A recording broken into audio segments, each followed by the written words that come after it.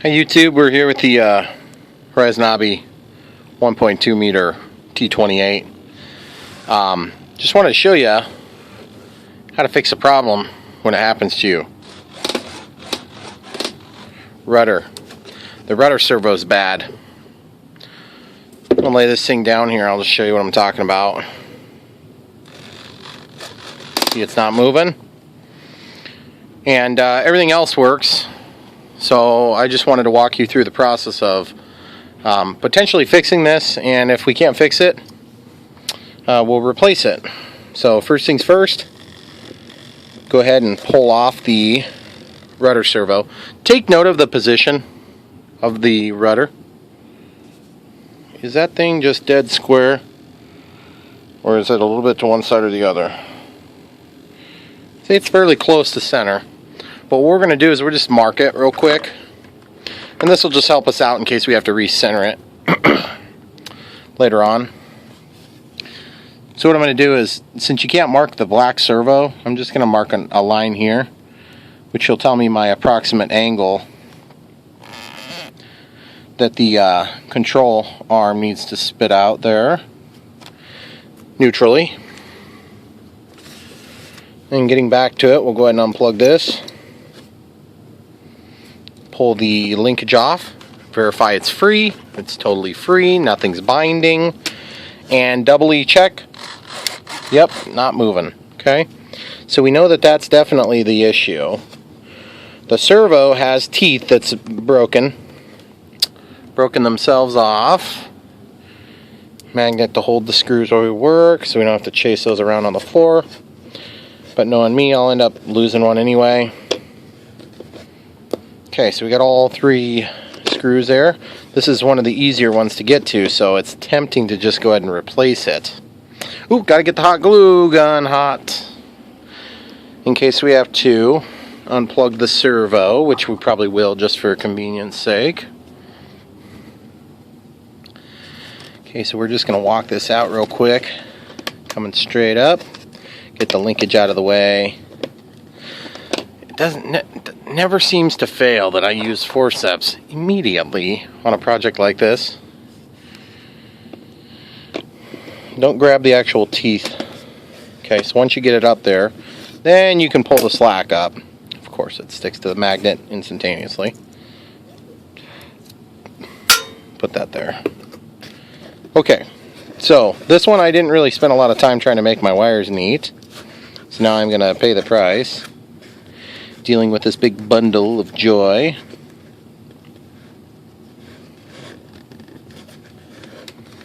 Now, there's two ways to do this. One, you can just do it right here, or two, you can fix the bundle of joy down here. I'm not sure I'm so interested in trying to fix this. Oh, look at that. There's an extension cord on it? Why the heck is there an extension cord on it? That's really dumb, but I'll take it. Okay, so I unplugged the rudder. Pulling this out will make it real easy for us. Okay, so we'll grab our magnet because we're going to need that here in a minute. Did do some bench testing for the Ash 26. Got to fix this battery here in a minute. One cell died. Okay, so we'll take a real small screwdriver, or in this case we got lucky enough that this one works. Undo all the screws. And I am going to go ahead and, while I'm unscrewing this thing, I'll just unplug the power here for now. No reason to have this plugged in right at the moment. This is just one of my junky batteries that I have plugged into it now. Okay, so we'll go ahead and get all four screws undone. And sometimes these servos are worth fixing, sometimes they're not. It's kind of amazing to me the plastic gear servos do so well. I pretty much exclusively use metal gear servos if I have a choice. Okay, the label's not covering the seam, so this should just slide down. Alright guys, so you see how the top comes off? It's also mounted by the same screws. Okay. Usually try to kind of keep things lined up so it's easy to put them back in. And you can see right here, the teeth are broken right there. I don't know if you guys can see that in the video or not. It's kind of hard to see actually. Right there. Come on, focus. Okay, there you go. You see there's no tooth there. So when I pull this off, doesn't look like we broke the teeth at all on the other one there. So this is where you kind of got to be careful, is you got to sit there and evaluate whether or not the other teeth are broken. Looks like they're intact and they're sturdy, so we'll leave them. Then I see some, looks like just grease. Always try to find the chunk that broke off if you can. I don't see any. Huh. So is it still stuck to this? Oh yeah, it's right there, guys. There's the broken tooth.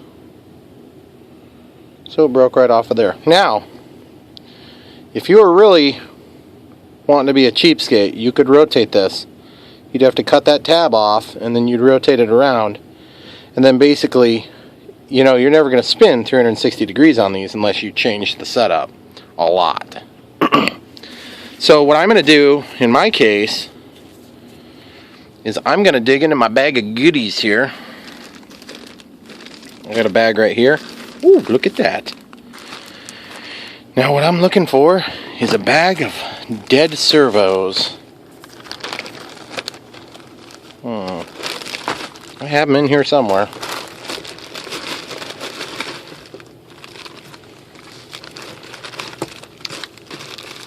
Wait, I don't see my dead servos. Where are you, dead servos? Oh, here they are. Dead servos. Look at that. So then what I can do is I can sit here and compare and contrast until I find. You're probably thinking to yourself, good Lord, Brian, how'd you break so many servos? Well, when you buy junky servos, you break a lot of servos. I also have a fair number of, here's a Spectrum brand new servo, which would be compatible with this configuration. Yeah, I think it's the same. Spectrum A330, yep. So you could buy that if you wanted. If you were just made of money, you could just do that. But I am not, unfortunately.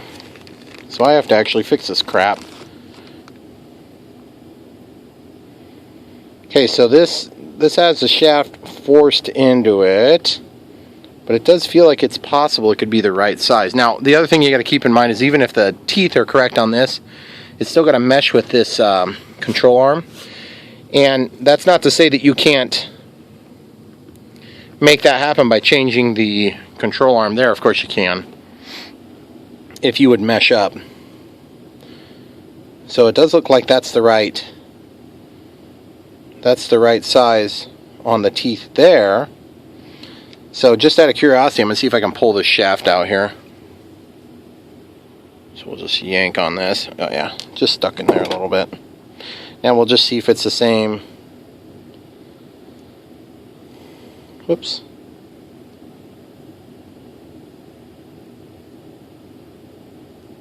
Oh, it's keyed right there. So there is a key on there. Okay. So it looks like that actually might work. So now, before I spend too much time, you got to realize that these are clearly different sizes. You can see the output shaft is a little bit different. So we'll keep that in our back pocket. So that's the correct one. This is the possible one. Okay. Oop, here's another one. That would be a wrong size. It's too fine. You can tell. Way too fine. But it looks like the same output shaft size. So then you just kind of go through the trouble of sorting through these real quick, which I am going to be doing right now. And sometimes you get lucky and there's a match real quick, and sometimes you don't find it. Then you have to replace the servo. Hey, look at that. Looks like, shoot, broke in the same spot. Probably another Spectrum failure.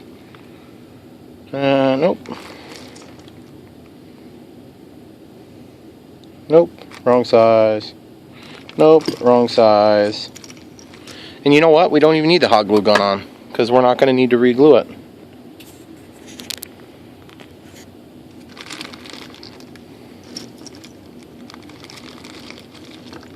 different brands of servos, even in the same size class. Ooh, that looks pretty close. That looks close, guys. Let's see if that works. That's the proposal. Oh, nope, too fine. Too fine.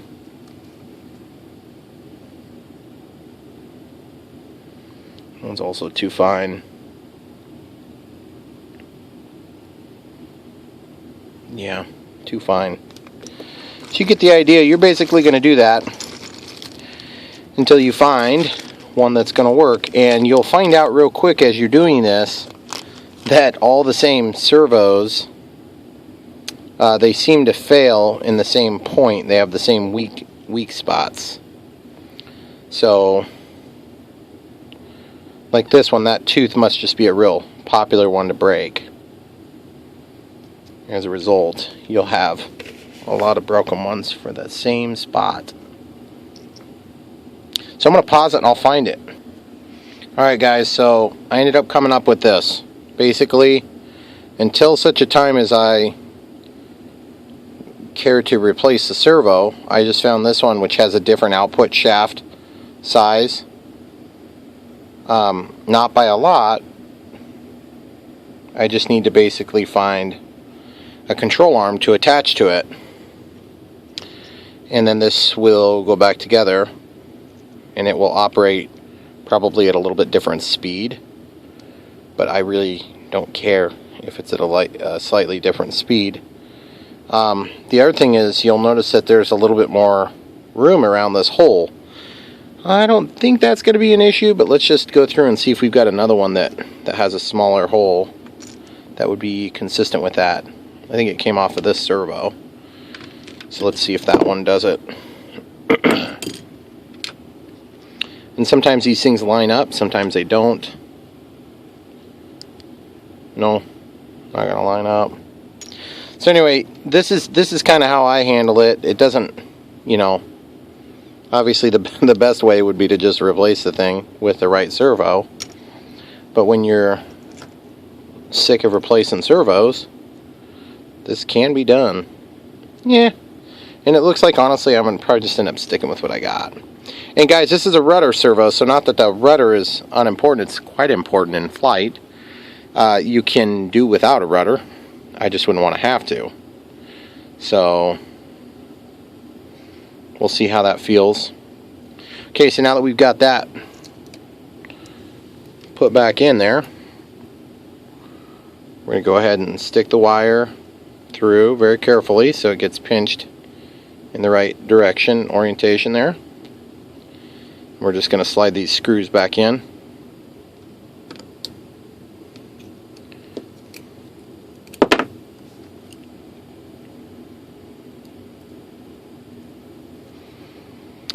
So now the next layer of complexity is going to be, what's the control arm going to look like? Because the control arm has to change now too. And which, you know, I mean, it's not really a big deal, because when we go over to replace a servo with a brand new servo, then what we can do is we can go ahead and just use the one that came with it. And that's why we marked the plane the way we did. We know what direction we need that to be pointed when we're all done. And so I can pre-trim mechanically as close as I can get it with just laying the control arm on the keys, or on the teeth of the gear, or I can go into my servo adjustment, the pre-trim. Okay, so we got that tight now. So obviously now we need to figure out if we have a control arm that will fit the output shaft of this, and that's where your bag of goodies comes back into play here. Okay, so this is not gonna, I don't think this is Hextronic size, but we'll go ahead and just try that. That's what all these are. Okay, so it's real small, so it's probably like an Emax or something like that. Yeah, Emax, 9 gram. Let's see what this one looks like.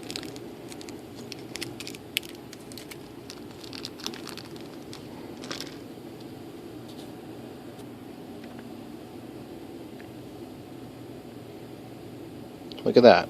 That fits perfect. Okay, so now what we need to do is just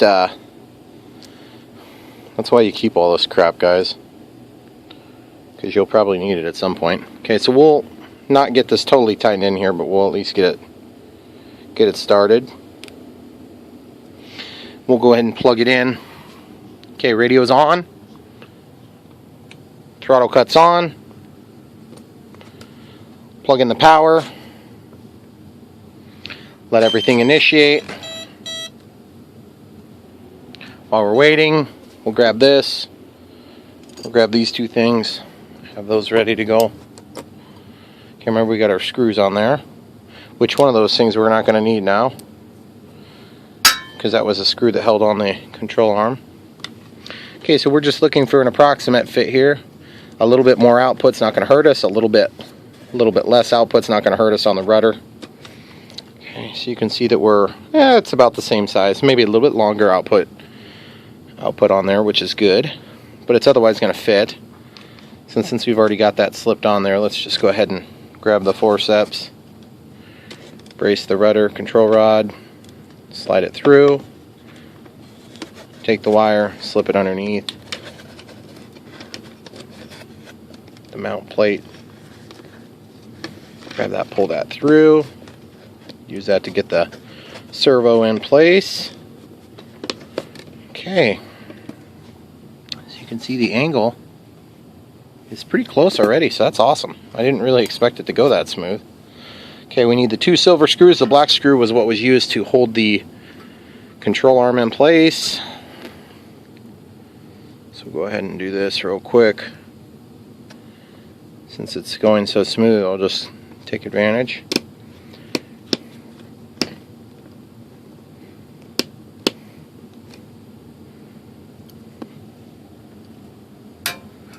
I'm going to use this magnet. Stuck the magnet to the side of the shaft. Sometimes a magnetic tip is not quite enough to get you taken care of. Of course, it's a double-edged sword because it grabbed onto the magnet from the magnetic hatch of the plane, of course. Okay, we got that tight. We got that one tight. Put the magnet back where it belongs. Lay that down. We'll use that. We'll put it back into a bag here in a minute. Okay, and then we'll plug this thing back in. Brown goes to this side. Oops.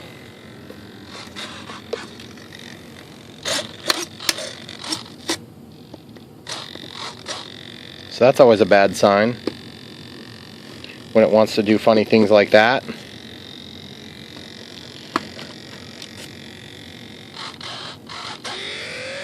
Do you hear that, guys?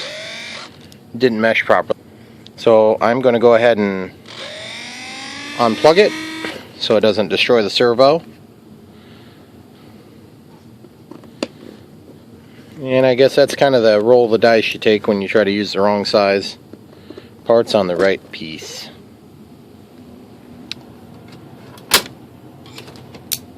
Which is a bummer, but worse things have happened. So we'll just go ahead and unplug this. Pop it out.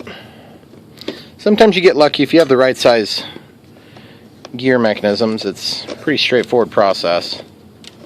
So, in this case, I can either put a servo back in that's of the exact same size, or I can keep guessing and checking until I get it right.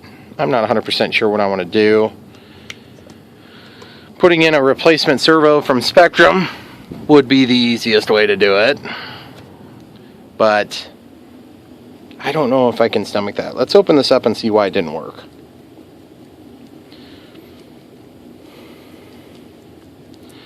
Let's learn our lesson. I think why it is it's just the teeth didn't mesh all the way in, and so that left us spinning like feverishly.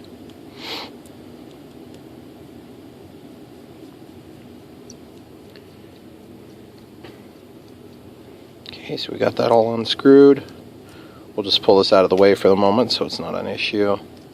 Lift the lid.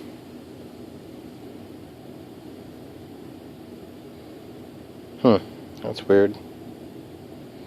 Looks like it should have meshed fine. I'm just going to manually turn it here. Oh, there's a tooth chunk in there. I wonder if I missed the tooth chunk from earlier. Well, that would be annoying, wouldn't it? Let's just try something. We'll just leave it all taken apart like this and see what we get for behavior. Turn the radio back on.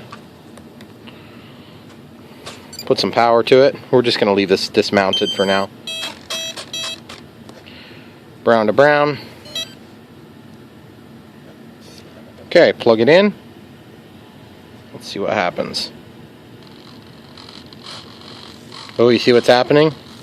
Once that little stop hits, then it causes a problem. So, let's see if we can get this on in another orientation. Whoops. It's a spinning away.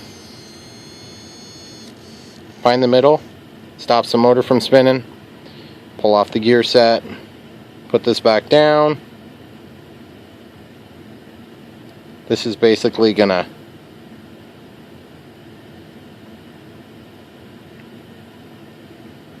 get you back to where you need to be.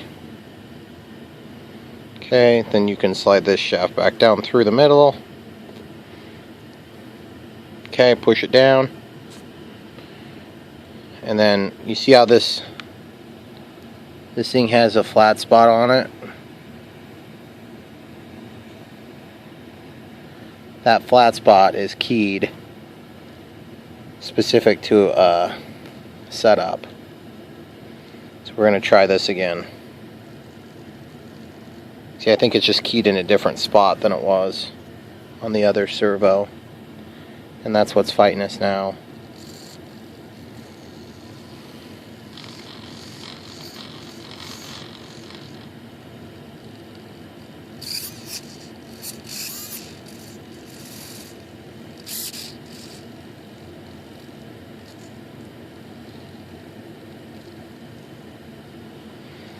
Okay, so I got that pin pushed down.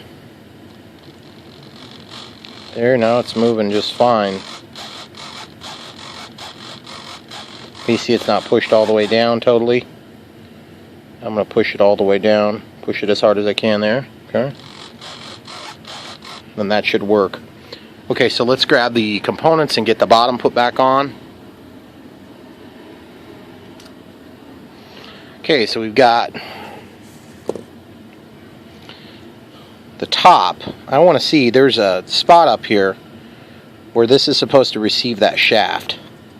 And if you don't receive that shaft, it's not going to prevent these two from separating. So let's just see if it holds it tight.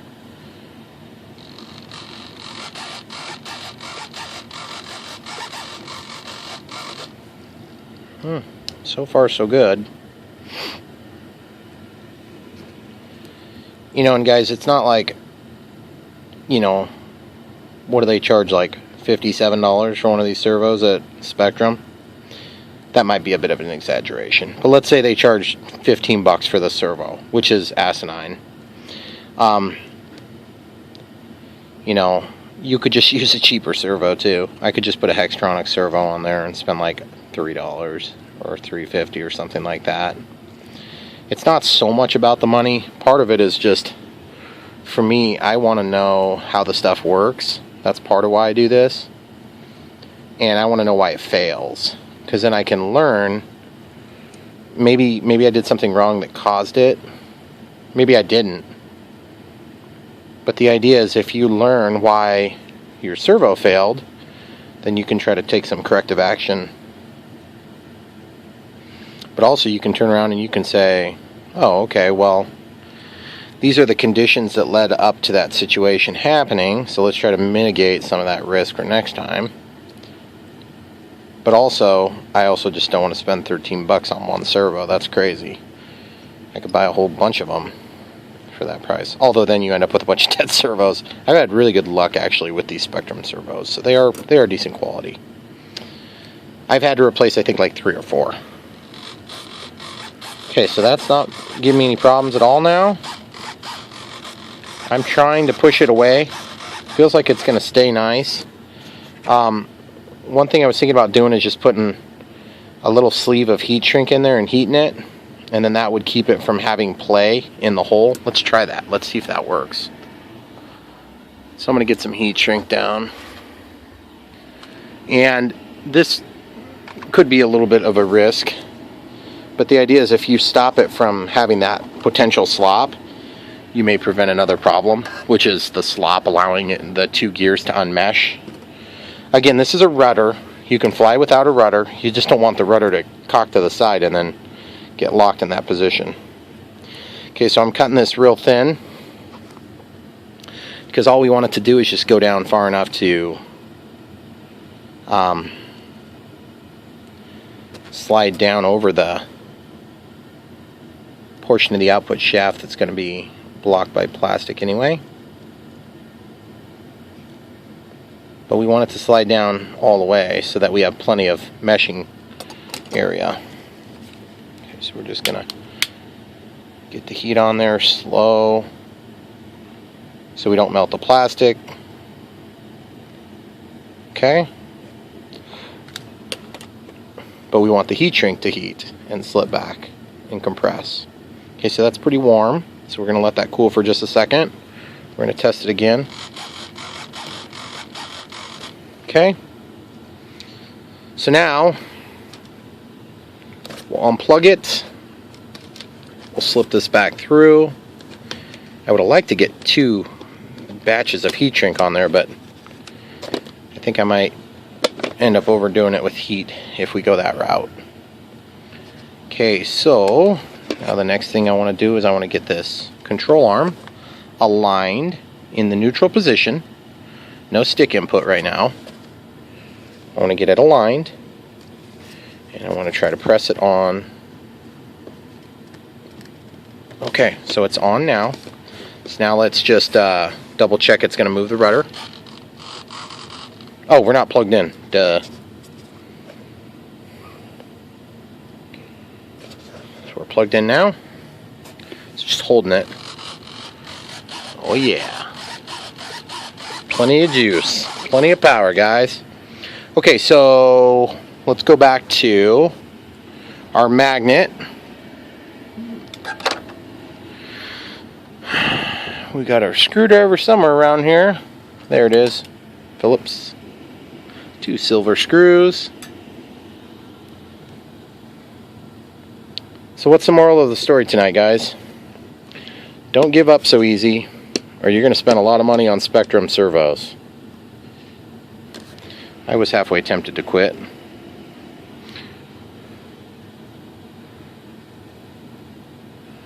And guys, I don't know if you've been watching this channel long enough, you'll know. But I'll tell you when I screw something up, because I want to try to prevent you from copying in my footsteps. So if this doesn't work out well, I'll actually tell you about it. You'll probably see the build video where I'm fixing it. Okay. Got that most of the way tight now. Okay, so you see what's happening there, guys? That screw is the wrong screw. That's the screw that's supposed to go in here. So how do you resolve that? You take your screwdriver, put a stronger magnet on it, because it's very hard to get them out when they're the wrong size like that. Put it way down close to the tip, and just, it's not going to grab it. Son of a gun. Grab a different screwdriver. That was the screw that was supposed to go in to set that down. So now you can actually take and spin this. It's very awkward, but you'll be able to do it. The other option is you take your forceps, grab a hold of the head. If you're lucky, yep, there you go. That's how you can do that. Okay, so now I'm going to take this and throw the screw down into the servo. Okay, so that holds that in. We'll take the other silver screw, the wider pan head. Going at a bit of an angle to scooch it over, and then we'll get it positioned. Tighten it down. Okay.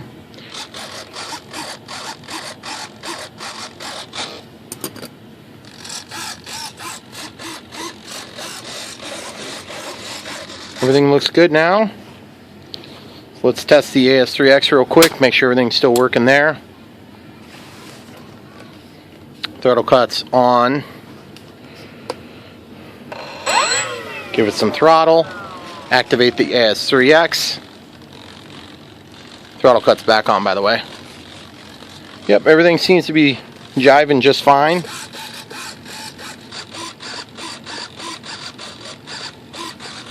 And then one test that you want to do, grab the control surface. Just make sure there's not an excessive amount of slop compared to the other control surfaces. Alright guys, breathe new life into it for now. When it fails, we'll replace it with a brand new servo. Thanks for watching. Don't forget to like and subscribe.